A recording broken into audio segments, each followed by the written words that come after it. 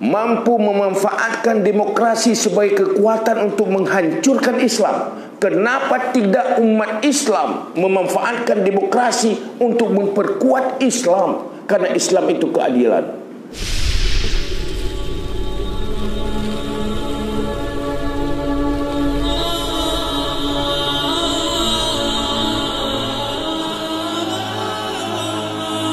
Alhamdulillah wa syukurillah.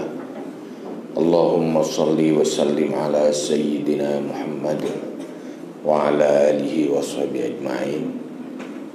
Yang kita hormati dan kita muliakan orang tua kita, Bapak Dr. Gunawan D. Zulfata, juga moderator, juga kepada Ibu mewakili dekan fisik, dan seluruh yang telah dihormati sebelumnya. Istimewa sekali kepada seluruh adik-adik sekalian yang hadir di sini. Saya hadir di sini pertama karena dimuliakan dan untuk memuliakan. Diundang karena dimuliakan, menerima undangan hadir untuk memuliakan yang mengundang. Berkaitan dengan persoalan yang sedang hangat, yang sedang kita hadapi sekarang. Saya tidak tahu entah apa pemikiran yang saya curahkan hari ini cocok untuk peserta di sini atau tidak cocok, saya tidak tahu. Pertama, saya mohon maaf kurang mengetahui anatomi orang yang sedang duduk di depan saya. Kayak seorang dokter, saya belum melakukan sebuah observasi ini penyakit apa dan bagaimana anatomi tubuhnya, supaya saya bisa kasih obat yang sesuai. Mohon maaf kalau tidak sesuai. Setelah kita mendengar dari dua narasumber, kita semua tahu bahwa kita sedang berada dalam sebuah keluhan yang berkaitan dengan dunia perpolitikan, yang berujung kepada kekuasaan, berujung kepada kebijakan-kebijakan publik yang selalu mengecewakan di dalam kehidupan umat. Persoalan ini bukan persoalan generasi, cuma generasi yang sedang duduk di depan saya. Ini saya lihat generasi umur 20-an tahun. Mungkin konflik di Aceh saja belum cukup merasakan, malah belum terlibat di dalam konflik. Kita hidup, artinya baru merasakan mungkin pasca konflik. Ini generasi yang sedang saya berbicara. Mungkin konflik itu masih kecil, masih lupa-lupa ingat. Hidup ya mulai terasa di saat pasca MOU di Aceh. Kita bukan hidup di zaman sebelum konflik Aceh, konflik GAM. Kita tidak hidup di zaman konflik DITI dan sebelumnya konflik penjajahan, masa kesultanan dan masa kekhalifahan, juga di masa Rasulullah sallallahu alaihi wasallam. Kita bukan generasi itu. Inilah generasi yang sedang kita duduk berbicara di ruangan ini. Tetapi kita tahu kita adalah Muslim, orang Islam mayoritasnya. Mungkin di sini 100% Islam ya. Muslim Aceh dalam bingkai negara Republik Indonesia yang hidup dengan sistem demokrasi di mana mayoritas di dalam jumlahnya tetapi minoritas di dalam kualitas dan kekuatan eksistensinya. Inilah kita sekarang. Semua ini tidak pernah lepas dari persoalan politik. Kenapa? Saya ingin berbicara langsung kepada to the point.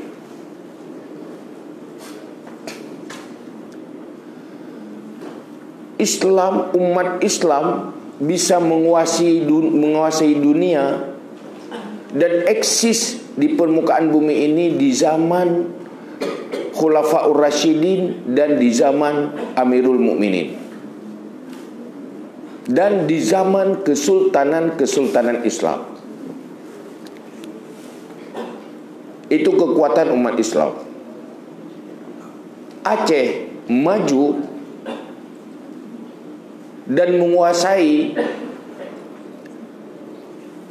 dan bisa berekspansi di zaman kesultanan. Pasca kemerdekaan,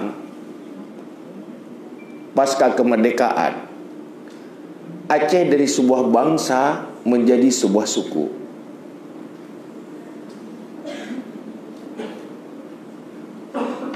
Di dalam perjalanan waktu,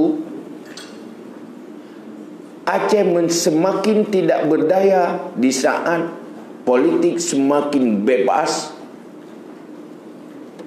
yang dimana nilai-nilai musyawarahnya semakin berkurang. Aceh sekarang khusus kita tidak berdaya apa-apa. Apa Aceh kalau mau memilih seorang presiden bisa menentukan kemenangan seorang presiden oleh Aceh? Tidak. Inilah posisi kita sekarang untuk Aceh.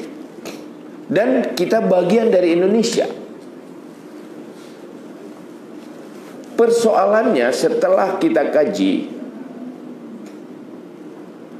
di mana umat Islam belum mampu memanfaatkan instrumen demokrasi untuk kekuatan kebaikan-kebaikan yang diperintahkan oleh Islam. Di saat umat yang lain mampu memanfaatkan demokrasi untuk kepentingan dan kekuatan-kekuatan mereka, umat Islam sekarang ada umat yang dipersepsikan oleh umat yang lain dan pemikirannya mengikuti persepsi orang lain. Menjadi umat yang direncanakan, bukan umat perencana bagi masa depannya. Akhirnya miliknya menjadi milik orang lain, budayanya hancur sehingga berubah, ingin menyesuaikan diri dengan budaya yang lain, jati dirinya hancur. Inilah kondisi sekarang. Sebabnya apa? Sebabnya karena kelemahan dakwah Islam di dalam semua aspek kehidupan. Islam dieksklusifkan hanya di aspek masjid, aspek ibadah.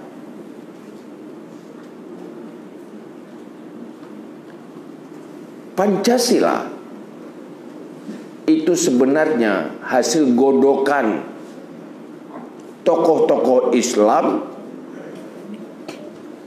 dan dimoderasikan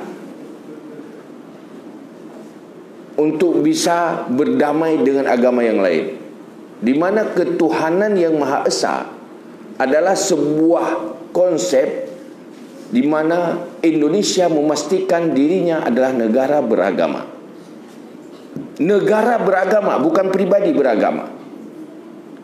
Negara itu beragama, tidak cuma pribadi beragama.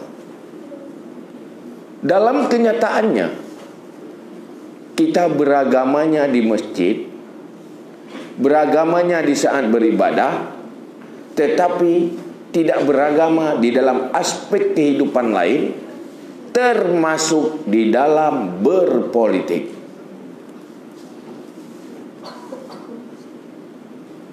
Sehingga mungkin sampai saat ini ada orang yang mengatakan ini bukan negara Islam. Kalau mau bicara politik, keluar dari bicara agama. Ini zaman demokrasi, ini negara demokrasi, bukan negara Islam. Kalau mau bicara agama, jangan bicara politik. Kalau mau bicara politik, jangan campur adukkan dengan agama. Ini pemikiran-pemikiran ini yang masih campur baur, belum jelas. Saya tidak tahu, entah pemikiran ini sudah jelas di forum yang ada di depan saya hari ini. Ini urusan agama. Agama apa bukan politik? Politik yang pisahkan dengan agama. Orang yang benar-benar tahu agama dalam bentuk yang sebenarnya tidak akan pernah keluar dari mulutnya bahasa itu. Kalau tahu Islam, tidak akan pernah keluar bahasa itu. Di saat dia keluar dari mulutnya bahasa memisahkan agama dengan kehidupan, termasuk politik, pertanda dia jahil dan bodoh di dalam mempersepsikan Islam yang sebenarnya. Akhirnya apa? Terpisahlah semua aspek kehidupan dari agama, maka hancurlah kehidupan. Contohnya, kita mau bicara ekonomi. Katanya ekonomi syariah. Yang tahu syariah tidak tahu ekonomi. Yang tahu ekonomi tidak tahu syariah. Yang mekat hana buat syariat, buat bak mekat. Yang buat hana mekat. Akhirnya terpisah. Kemudian, ini langsung ke politik. Ini contoh. Bagaimana beragama dalam politik? Politik adalah aktivitas, sebuah aktivitas yang berkaitan dengan publik dalam persoalan urus-mengurus, memimpin. Itu tidak keluar dari aktivitas manusia. Kalau manusia itu muslim, tahu dirinya muslim, dia harus tahu bahwa setiap aktivitasnya tidak pernah keluar dari aturan Allah. Kalau tidak halal, haram. Kalau tidak haram, halal. Itu pasti. Tidak ada hukum dalam Islam kalau kamu berpolitik itu di luar area halal haram, bebas halal haram. Itu tidak ada hukum dalam Islam. Di saat Anda berpolitik, Anda berbicara, ada halal haram berbicaranya. Ada etika berbicara di dalam Islam. Apakah semua politisi muslim tahu etika berbicara?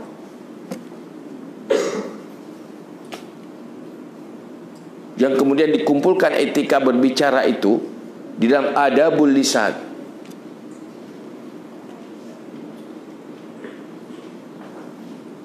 Berbicara berbohong, pencitraan, munafik, ghibah, namimah,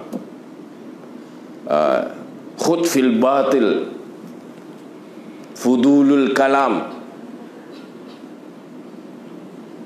Di mana di situ ada pembicaraan yang haram, yang berdosa. Sehingga Rasulullah sendiri mengatakan banyak penghuni neraka hasil dari dosa omongannya. Bukan dosa tangannya mencuri, bukan dosa karena berzina, tapi hanya karena dosa-dosa berbicara itu yang banyak penghuni neraka. karena aktivitas berbicara jauh lebih banyak daripada aktivitas yang lain. Komunikasi, interaksi dan komunikasi itu 70% aktivitas manusia. Menjadi amalnya. Kalau amalnya jadi haram dalam setiap pembicaraannya, maka ujungnya ke neraka. Hasil dari lidah yang tersembunyi di dalam mulut. Menulis, berinteraksi dengan cara-cara lain juga sama. Apakah ada itu? Akhirnya apa? Dia tidak pernah mengamalkan Islam di saat berpolitik. Sekarang terlibat di dalam politik tidak cuma politisi, tetapi yang terlibat sampai orang bisu terlibat dalam politik, orang tuli terlibat dalam politik, orang bodoh terlibat dalam politik. One man, one vote.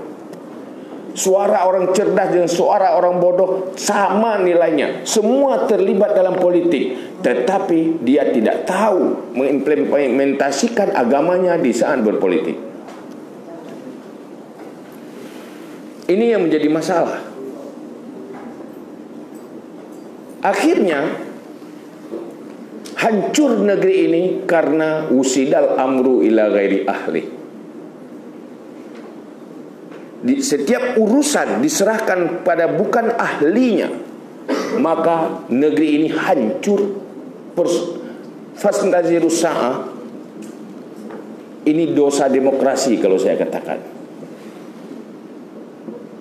Mengambil kebijakan, melibatkan semuanya di dalam politik tanpa mencerdaskannya, tanpa mengajarkan politik itu, maka ini dosa-dosa demokrasi. Maka oleh karena itu, kita berharap tidak mungkin dalam sebuah seminar mencerdaskan ini. Nggak mungkin. Islam itu luas, persoalan politik luas. Konflik hari ini terjadi amburadul sebenarnya karena yang berpolitik tidak punya kecerdasan yang memadai di dalam berpolitik. Orang kalau tidak cerdas bermain, pasti main kasar.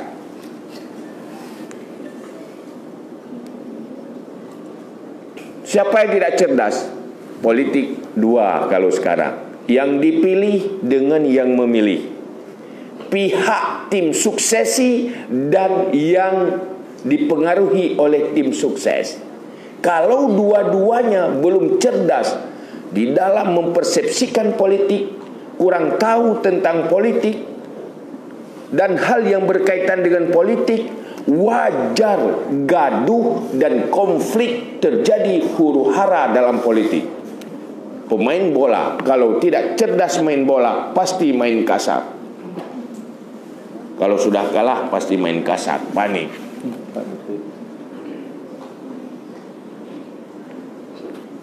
Ini persoalannya. Saya tidak yakin yang hari ini yang terlibat dalam politik di depan saya apa punya kemauan untuk tahu tentang politik. Ini yang menjadi masalah. Saya paling bosan sebenarnya berbicara tentang sesuatu yang tidak pernah direncanakan untuk melakukannya. Saya paling bosan berbicara membahas sesuatu pada orang yang tidak punya rencana melakukannya.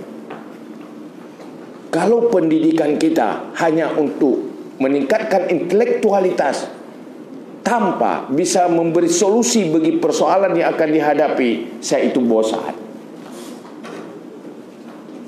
Tapi hari ini saya tidak tahu apa yang kita hadir di sini ingin merubah diri yang lebih baik, atau hanya ingin sekedar mendengar-dengar saja.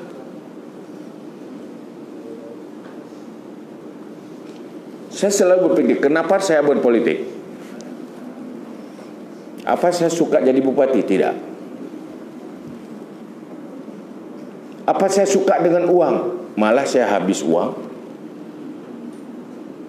Tapi saya ingin hadir, ingin merubah paradigma berpikir politik dan ingin merubah cara berpolitik.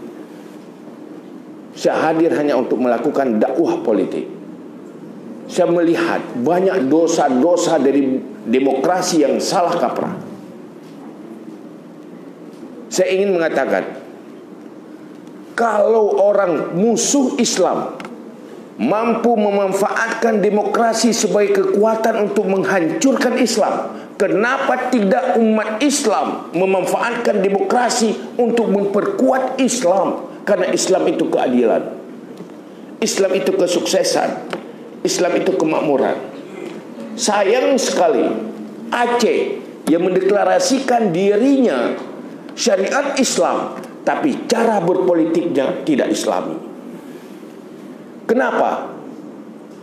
Tidak diajarkan bagaimana memanfaatkan demokrasi untuk Islam dan bagaimana mengislamkan demokrasi itu.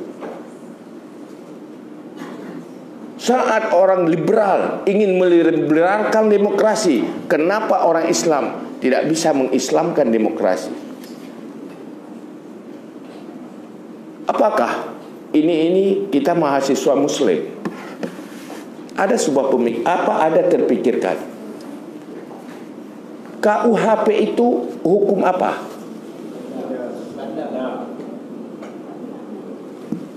Hukum Belanda.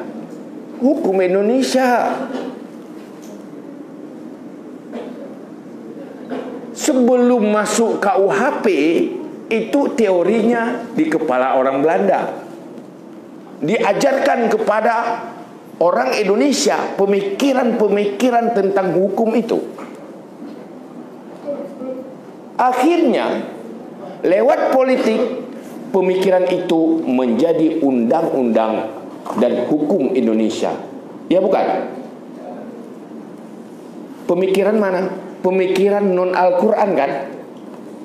Kalau pemikiran non Al-Quran bisa ditransformasikan menjadi undang-undang, kenapa pemikiran yang diisi oleh Al-Quran tidak mampu ditransformasikan menjadi hukum positif? Salahnya di mana? Lemahnya pemikiran-pemikiran Muslim, lemahnya pemikiran-pemikiran politik orang Islam. Kita tidak mengatakan itu hukum Al-Quran. Apakah adik-adik di sini masih terkontaminasi dengan pemikiran ini negeri Pancasila bukan negeri Islam? Tidak pernah terpikirkan Aceh syariat Islam yang mengeksekusikan Aceh syariat Islam lewat politik demokrasi atau lewat politik khilafah? Politik demokrasi, tapi mampu mengeksekusikan Aceh punya syariat Islam. Bisa kan? Boleh kan? Kenapa dipertentangkan? Kenapa ada orang ini ulama tidak boleh berpolitik, politik tidak boleh campur aduk? Itu pemikiran siapa? Akhirnya syariat Islam mandek. Saya sudah bilang, baru benar syariat Islam di Aceh ini. Kalau syariat Islam benar-benar tegak, dipastikan ekonominya baik, semuanya baik. Kalau kehidupan orang Aceh tidak sukses, ekonominya terpuruk, segala aspek kehidupan terpuruk, itu belum syariat Islam. Kenapa? Karena yang mengoperetkannya tahu politik, tidak tahu syariat. Ini yang jadi persoalan kan? Saya yakin adik-adik sekarang, saya bisa dialog dengan siapa saja, tapi mungkin ini terlalu mudah. Saya harus turun bicara.